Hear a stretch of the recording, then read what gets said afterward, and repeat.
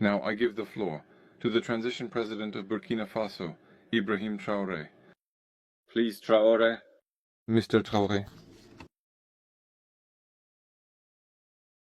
Comrade, President Vladimir Putin. Comrade, President, African Head of State. Comrade, Head of Delegation. Hello. It is an honor for me this morning to speak here and to pass on the fraternal greetings from the people of the country of honest men. This is also the place for me. First of all, I want to give thanks to God Almighty, who has allowed us to gather here this morning in good health to talk about the future and the well-being of our peoples. I want to apologize to the elders I might offend with my upcoming words. African identity demands the rights of birth. I must apologize.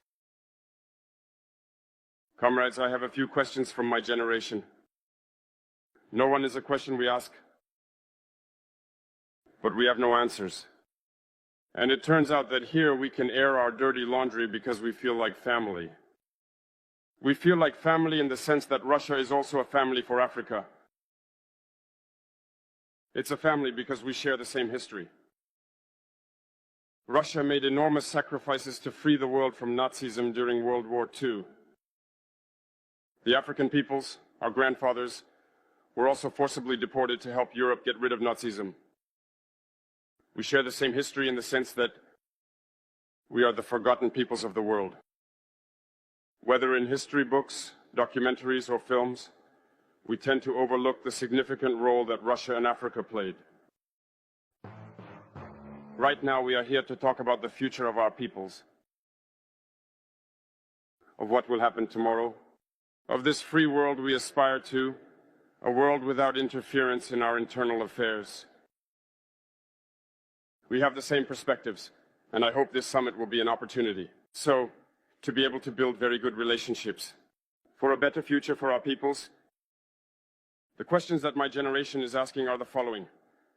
If I can sum it up, it's not understanding how Africa, with so many riches beneath our soil, with a generous nature, of water, with abundant sunshine, Africa is today the poorest continent. Africa is a hungry continent. And how is it that our heads of state are traveling the world begging? Here are some questions we are asking ourselves and for which we still have no answers. We have the opportunity to weave new relationships. And I hope that these relationships can be the best to provide a better future for our people. My generation also asked me to say that because of this poverty, they are forced to cross the ocean to try to reach Europe. They are dying in the ocean. But soon, they won't go across because they will come in front of our palaces to seek their daily bread. As for Burkina Faso, today we have been facing for more than 8 years, in the form of protest, the most barbaric, the most violent form of neocolonialism, of imperialism. Slavery still seeks to impose itself on us. Our ancestors taught us one thing well. The slave who is unable to take on their revolt does not deserve anyone to pity their fate. We do not seek pity for our fate. We do not ask anyone to pity our fate. The Burkinabe people have decided to fight against the hypocrisy that hinders their development. In this struggle, brave peoples, brave populations have committed themselves to take up arms against terrorism, what we have indeed called the VDP, the volunteers. We are surprised to see the imperialists label these VDP as militias and all sorts of things.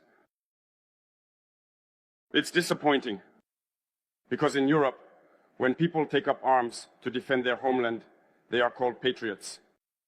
Our grandfathers were deported to save Europe. It was not with their consent, against their will. Well, upon their return, we remember well that in Tiaroy, when they wanted to claim their basic rights, they were massacred. It doesn't matter then. When we, the people, decide to defend ourselves, we are labeled as militias. But that's not the problem. What the problem is seeing African heads of state who bring nothing to these fighting peoples, but who sings the same tune as the imperialists, by calling us militias, by treating us as such, of men who do not respect human rights. What human rights are we talking about? We are outraged by this, and it's shameful. We, as African heads of state, need to stop behaving like puppets that dance every time the imperialists pull the strings. Yesterday, President Vladimir Putin announced the shipment of grains to Africa. We are very happy. We thank him for that. But also, it's a message sent to our African heads of state.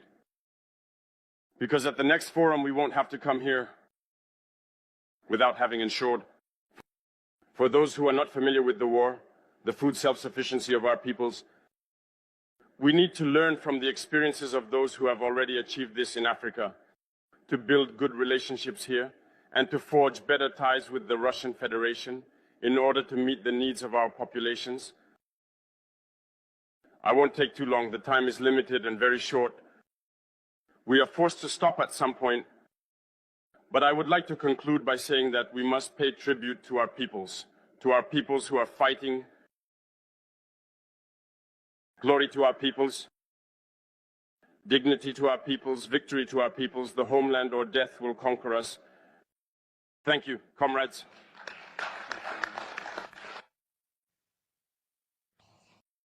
I would like to express my heartfelt gratitude to you, Jean-Pierre, for your invaluable support and assistance.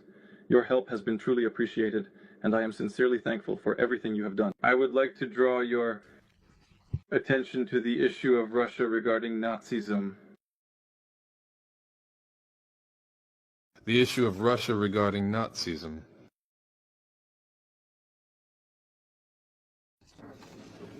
In the interests of the whole world to free people of Nazism, the struggle against apartheid and colonialism is not fought solely in the interests of Africa. This struggle leads to results that improve situations all around the world. It's the whole world that benefits from it. In this sense, I agree with Mr. Traoré.